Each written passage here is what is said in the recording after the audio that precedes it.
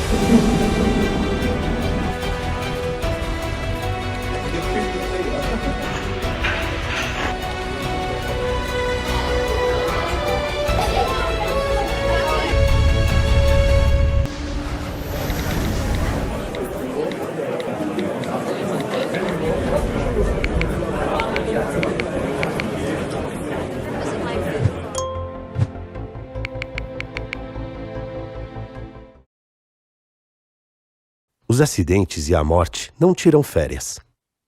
A não ser que...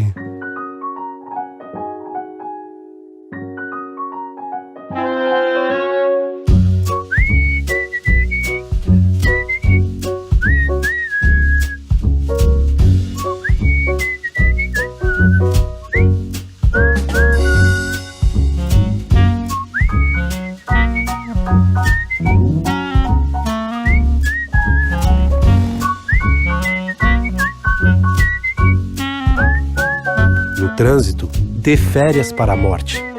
Atenção redobrada aos itens de segurança. Detran, Governo do Estado de São Paulo.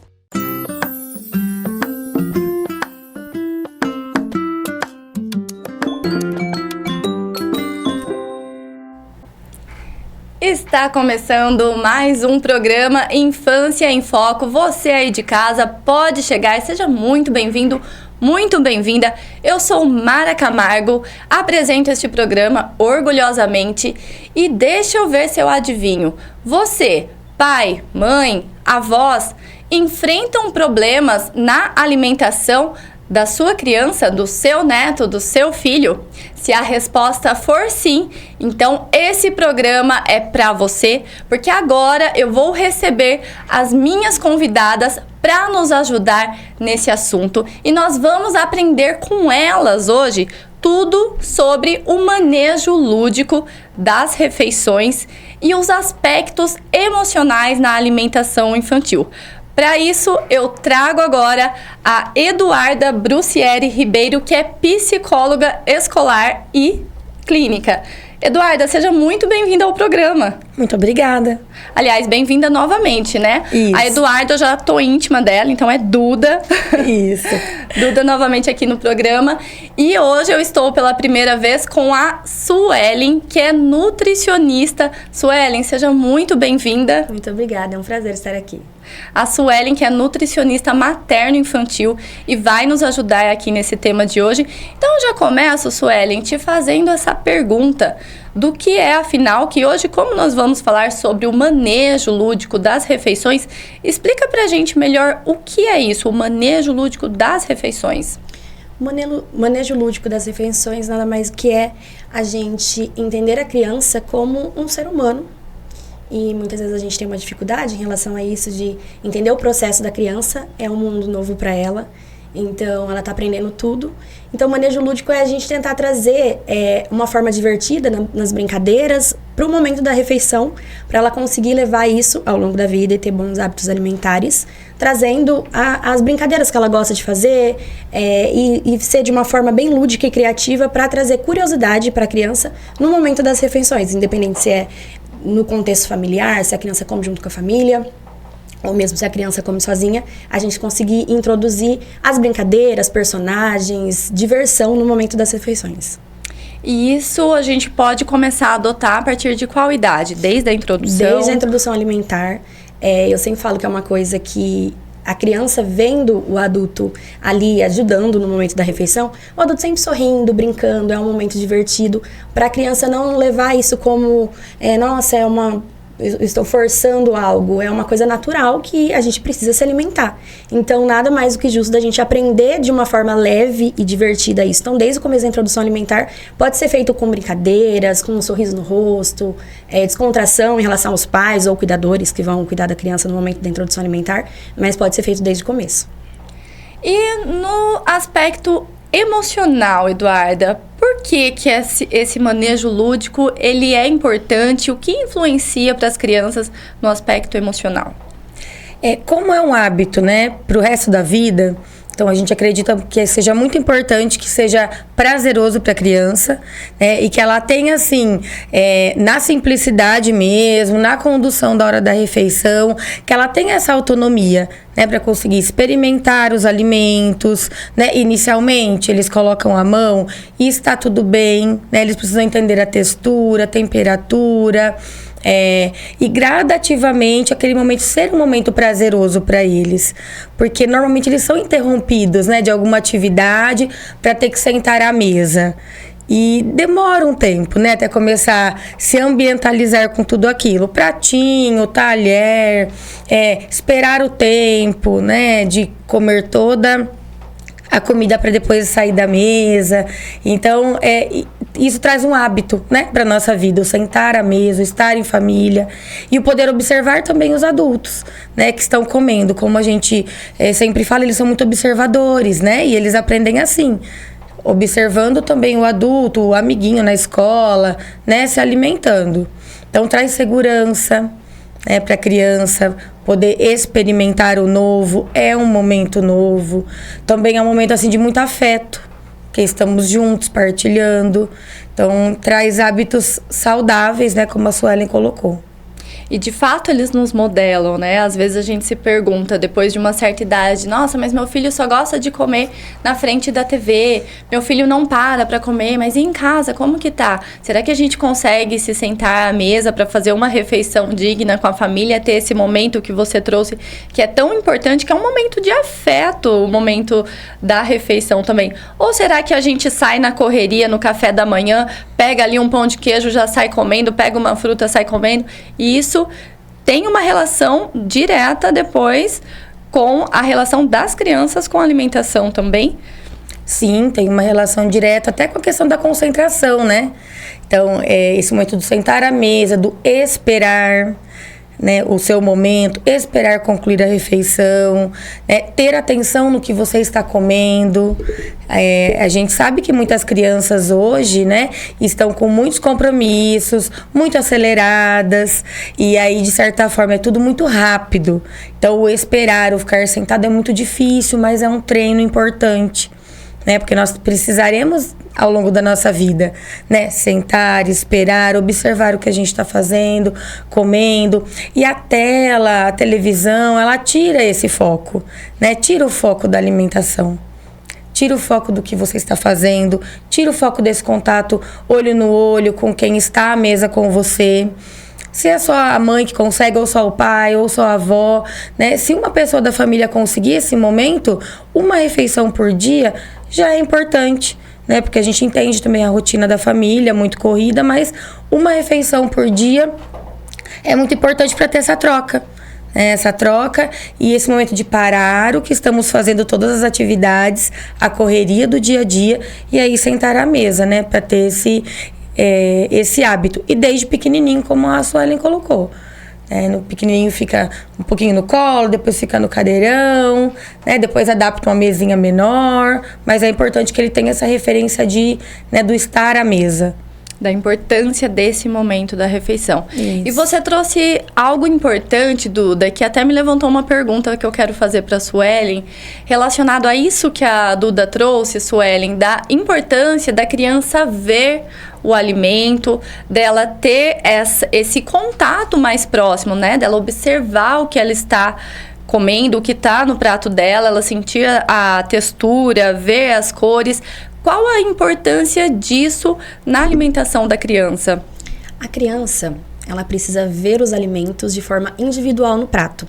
Antigamente era muito comum as famílias adotarem a prática de papinhas e bater, liquidificar, desde o começo da introdução alimentar, e acaba que a criança não sabe o que ela está comendo. Então, assim, a criança tendo contato com os alimentos de forma separadamente, ela consegue entender a textura, quais são as cores. Tem crianças que têm questões sensoriais, então ela ter aquele contato de pegar, de cheirar, de passar a linguinha mesmo no alimento e de conseguir entender o que é cada alimento individual. Porque isso vai ajudar ela a conseguir identificar quais são suas preferências alimentares. Tem crianças que não gostam da textura de purê, mas gostam, por exemplo, um alimento que é universal, a batata. Ela pode ser servida de diversas formas. Purê de batata, batata assada, batata palha, batata frita, independente. Então, às vezes a criança não gosta de uma textura daquele alimento naquela textura, mas em outra ela vai provar. Então, ela conseguindo entender o alimento de forma separadamente, em vez de tudo misturado, ela consegue identificar quais são os alimentos que ela tem uma preferência e aí criar hábitos alimentares saudáveis. Você falou sobre apresentar de formas diferentes e agora eu quero perguntar para vocês duas. É certo ou é errado eu esconder aquele alimento da criança, ela comer sem saber que está comendo? Um exemplo, ela não gosta de brócolis. Aí eu vou lá, faço um bolinho, bato o brócolis e o bolinho fica verde, o brócolis está ali. Só que ela não sente a textura do brócolis. O valor nutricional, acredito que esteja. A Suelen vai responder agora. Mas é certo ou é errado eu tô enganando a criança fazendo dessa forma ou eu tô colaborando para que ela prove o alimento de uma forma diferente? Essa é a minha dúvida. Olha, tem duas formas de eu responder isso, sim e não. De colocar o alimento de uma forma, num bolinho, alguma coisa que se a criança estiver vendo. Ela tá vendo, mesmo que ela não goste, mas ela tá vendo depois, talvez ela dê a oportunidade de provar. Mas eu acho importante colocar no prato. Tem crianças que elas têm uma dificuldade em relação a não tolerar alimentos no prato. Então, por exemplo, você fez um arroz, um feijão e colocou um brócolis ali. Ela tolera o alimento no prato, mas ela não come. Mas de qualquer forma, ela está sendo exposta àquele alimento. Uma hora ou outra, ela vai sentir curiosidade de pegar o alimento, de cheirar, de tentar identificar a textura dele, até chegar ao ponto da criança sentir vontade de provar, porque às vezes é aquela questão do lúdico que a gente falou, e conversando, e brincando, e falando, olha, hoje eu coloquei um tempero muito diferente nesse brócolis, vamos tentar experimentar? Sabia que cor que vai ficar sua língua depois que você provar esse alimento? Então, assim, fazer dessa forma e também colocar o determinado alimento que a criança não gosta em determinadas preparações, mas que ela esteja presente naquele momento, porque talvez ela preparando aquela refeição junto com a família, ela sinta vontade de experimentar pelo fato da autonomia, de, eu fiz, entendeu? Então, às vezes pode ajudar, mas a criança sabendo que está naquela refeição. Ah, certo. Então, ela tem que ter a consciência de que ele está ali, sim, né? Enganar, então, não é uma boa opção pra gente. Porque talvez pode gerar até depois uma questão de confiança, assim, de falta de confiança na família, na mãe, no pai, enfim. E tipo assim, a criança vai comer determinado alimento e vai olhar e falar assim, mas será que a mamãe não colocou aquilo que eu não gosto? Então, assim, se ela tá vendo, olha, a gente vai colocar só um pedacinho, só pra dar a textura, pra ficar bom, pra dar o ponto do bolinho. Aí você experimenta, depois você me fala se você gostou. Então, assim, ir conversando, e sempre de forma divertida, de forma leve, pra atingir a questão da curiosidade da criança. Eu acho que o comer da criança é muito pela parte da curiosidade. Às vezes pode ser um alimento, normalmente alimentos verdes, a criança tem um receio em relação a isso. E talvez, trazendo essa parte da curiosidade, vamos experimentar, vamos ver que cor que vai ficar sua língua, eu sou um milho. Sabia que se a gente morder, ele explode na boca? Vamos tentar? Então, trazer a curiosidade para a criança para atingir o que a gente quer, que é que a criança coma. E a Duda, o que pensa sobre isso? Eu concordo com a Suelen, eu acho que tem que ser, né, o comer é muito antes do chegar à boca, né? É o preparo, né? É o que a criança pega na mão, é a maneira dela interagir com o outro. Então, eu também acho importante que ela tenha essa consciência de que o alimento está ali, apresentado de uma forma diferente, né? Vai mudar um pouquinho o sabor, mas é importante que ela tenha essa consciência e a confiança de como, né, o responsável preparou aquele pratinho para ela. Agora sim, muito bem esclarecido.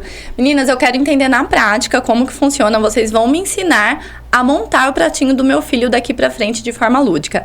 Mas isso vai ficar para depois dos comerciais. Fica aí que a gente já volta.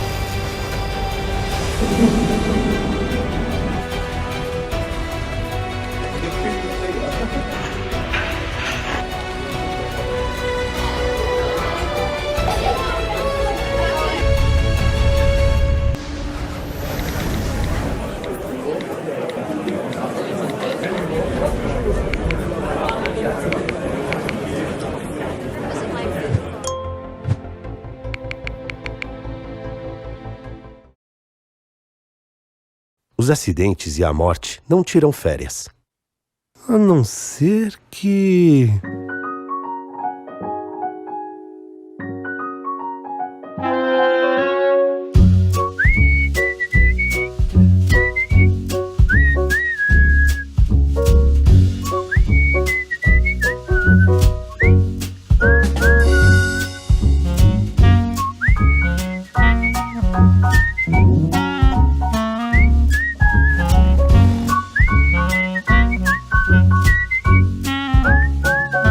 Trânsito, dê férias para a morte. Atenção redobrada aos itens de segurança. Detran, Governo do Estado de São Paulo.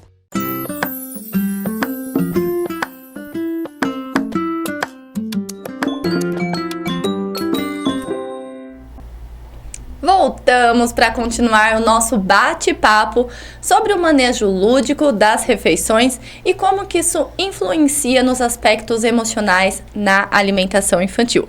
Mas antes de retomar o nosso bate-papo com as nossas convidadas, eu tenho um recado muito especial para você aí de casa da Escola Primeiros Passos. A Escola Primeiros Passos é focada em educação infantil, atendendo crianças dos 4 meses aos 6 anos de idade, integrando no ambiente educacional o melhor de 2 mundos, cuidado e educação. Primeiros Passos, educação infantil, onde a infância acontece. Que a Escola Primeiros Passos é a melhor opção para matricular os seus filhos. Depois disso, não restam mais dúvidas. Mas eu tenho mais uma coisa para te contar. Você sabia que a Escola Primeiros Passos é atendida por um programa chamado Criança Saúde, que inclusive as minhas 2 convidadas que estão aqui hoje, a Eduarda, que é psicóloga, e a Suelen, que é nutricionista, atendem pelo Criança Saúde. Elas visitam as escolas para fazer o acompanhamento das crianças por meio desse programa. E hoje elas estão aqui nesse bate-papo com a gente sobre o manejo lúdico. E agora sim, meninas, como eu tinha falado para vocês, eu quero aprender mais sobre isso.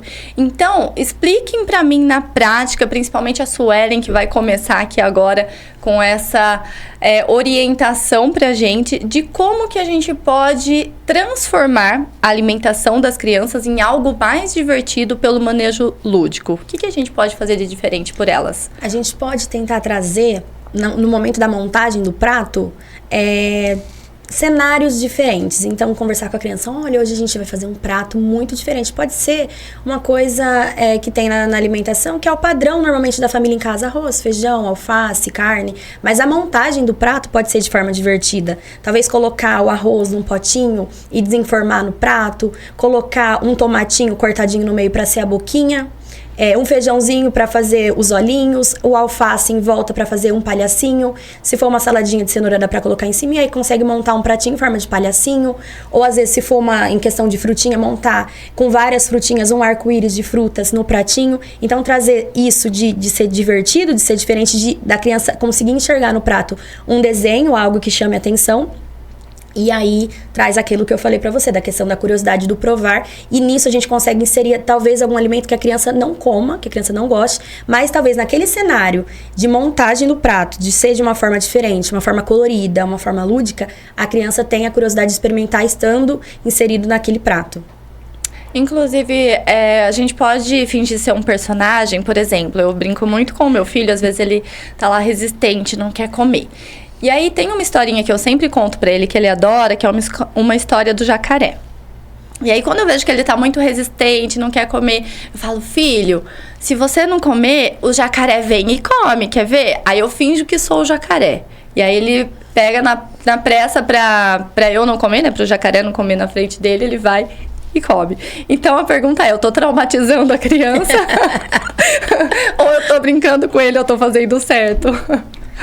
Eu acho importante a gente trazer, sim, um personagem, né, pra mesa. Inclusive, se a criança gosta de carrinho, algum super-herói, né, ele pode participar. Ele pode sentar ao lado do prato, pode pôr uma cadeirinha pra ele, com um pratinho pra ele, né? E a gente usar esses recursos que a criança gosta, que é atrativo, pra fazer com que ela permaneça esse tempo sentadinha. Então, pode ofertar uma colherzinha pra criança, uma pro super-herói, ele dá na boquinha do super-herói, né? Ou do carrinho, que seja, né? Mas trazer algo lúdico para a mesa é importante. E sempre positivo, né? Melhor eu parar de falar, você vai perder sua comida pro jacaré. Sempre positivo é muito importante, né? Olha, você acha que o jacaré é forte, né? Olha como o jacaré é grande. Ele também se alimenta, ele também come alface, né? A gente pode ir trabalhando com o que ele come, o que ele gosta, e por isso ele é forte, ele é grande, ele tem os dentes saudáveis, bonito, né? Branquinho, que a gente também tenta mostrar um aspecto, né, do nosso corpo todo, né, que é importante para o cabelo, para a unha, para os olhos. Então, cada alimento é importante para uma parte do nosso corpo. Então, dessa maneira, aí fica mais positivo, sim. E agora vem uma pergunta um pouco polêmica. Eu sei que tem gente lá de casa que não vai gostar muito, talvez, da resposta, mas é muito comum e, claro, né, a gente não tá aqui para julgar, porque eu sou mãe, a Duda também, né? Então, a gente sabe das dificuldades que os pais enfrentam, as preocupações também que a criança coma, mas, às vezes, pensando nisso, a gente parte pela praticidade e que pode atrapalhar. Então, o que está muito comum hoje? A criança que não quer comer, que não quer parar para fazer a refeição à mesa. Os pais dão um celular na mão. Então, coloca a tela do celular na frente e a criança come enquanto isso. Então, a minha pergunta é melhor que a criança coma, porque pelo menos ela está se alimentando, ela está se nutrindo dessa forma, com essa alternativa, ou isso pode prejudicar ainda mais esse processo? Eu penso que é algo muito momentâneo, né? Naquele momento, naquela faixa etária, a tela, né, vai ajudar no sentido da criança ficar sentadinha e comer. Mas também não vai manter esse hábito, né? Porque ela não está, como a Suelen explicou, ela não está vendo o que ela está comendo. Muitas vezes é muito mecânico, ela come muito rápido. Então, não presta atenção na textura, né, no sabor de cada alimento. Então, é uma coisa que não vai manter a longo prazo. Então, hoje está funcionando, ele fica sentadinho, come, mas logo, né, a tela não vai ter mais esse efeito. E aí, os alimentos que a gente foi trabalhando para introduzir, né, não serão mantidos. Então, é um trabalho muito difícil, Mara. Não é fácil, né, a gente apresentar algo novo para as nossas crianças. E eles sempre estão passando por desafios, né? Cada fase é uma fase diferente, uma etapa diferente com novos desafios. E essa é mais uma. Né? Então, acho que quanto mais cedo a gente consegue apresentar de maneira saudável o pratinho separado, né, com o alimento separado, é um hábito que ele pode manter. Né? Então, a tela eu percebo que é algo muito momentâneo, logo não terá mais efeito, né, Su? E eu acho importante falar que a questão das telas gera uma dificuldade maior na criança em relação a entender a questão da saciedade, porque ela vai comendo e não tem aquela consciência do comer emocional, do comer fisiológico, não consegue identificar isso, e é uma coisa que não adianta a gente falar assim pra família, pros pais, enfim, olha, você tem que tirar a tela e ser uma coisa repentina, se a criança está acostumada. É ser feito de uma forma gradativa. Então, talvez se a criança ela faz o uso de telas no momento da refeição, talvez colocar alguns desenhos que remetem à alimentação. Então, no momento da refeição. E aí, ir pausando e falando assim, olha, a mamãe vai pausar agora, vamos mastigar 3 vezes para a criança conseguir identificar e depois despausa.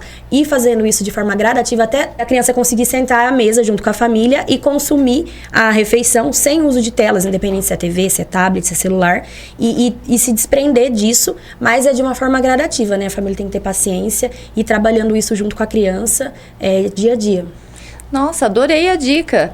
E tenho certeza que muitos pais que estão nos assistindo em casa, avós que cuidam das crianças, também gostaram muito. Porque o que a gente está acostumada, jogando bem limpo para vocês, profissionais muito engessadas. E eu gostei de ouvir isso da Suelen, da Eduarda também, que pode ser gradativo, que não é totalmente errado, mas atrapalha o processo, sendo que tem a forma lúdica que ajuda muito, mas tem como fazer de uma forma saudável também, e isso eu achei muito legal, ouvir essa alternativa mais flexível vindo de vocês.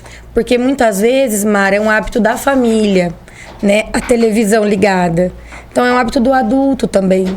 Então é difícil porque o adulto também precisa, né, se orientar desse hábito novo, do desligar, né, a TV, de estar ali à mesa e ter essa troca. E a criança, como a gente já falou, ela aprende muito pelo nosso modelo, né?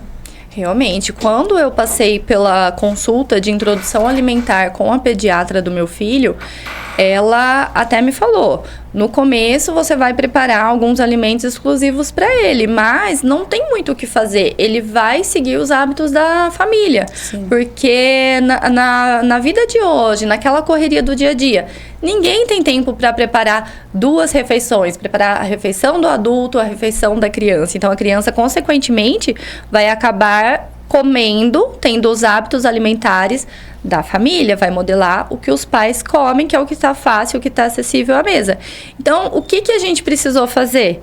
Mudar a nossa alimentação. Se a gente quer que o filho tenha uma alimentação mais saudável, hábitos mais saudáveis à mesa, não adianta a gente chegar à noite e jantar pizza, lanche, pastel, que a criança vai ter curiosidade e vai querer.